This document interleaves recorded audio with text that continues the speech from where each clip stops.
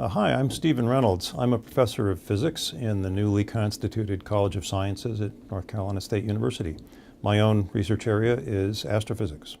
Well, my own work is a combination of theoretical calculation and observations. Now, NC State doesn't have its own observatory, but luckily the taxpayers are kind enough to support a whole range of facilities that can be used by astronomers anywhere in the country. So when I was first arrived at NC State, I was working in radio astronomy using the Very Large Array radio telescope in New Mexico and did a bunch of work in that area.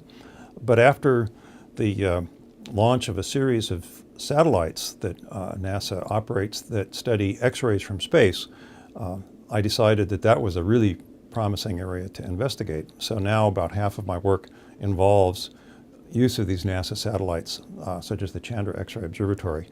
And the objects that I study, supernova explosions, in particular their aftermath, tend to be make really great subjects for these observatories. They make terrific pictures, and there's a lot of science in the picture, but at the same time it's very visually impressive as well.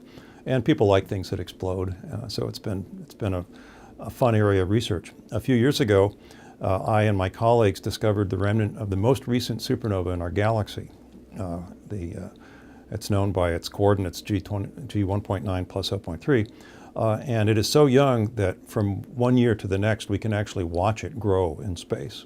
So we've been doing that. We've discovered more and more about it. It's a very unusual kind of thermonuclear supernova and is been a continuing source of interesting investigations.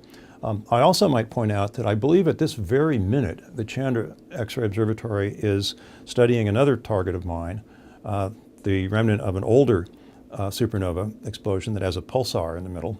And so we hope to learn more about that when those data come down to my computer in a few days. There are about 150 physics majors, so the classes that I teach primarily the majors, and there will be 30 or 40 students. Typical, maybe a high school physics class might not be much smaller than that. So that students can get the individual attention, they can do research projects with us. At the same time, here is this enormous institution with all of its resources available, computing resources and information technology of all kinds. So it's really a perfect way to both get to know individual faculty, but at the same time be part of a really world-class technical institution.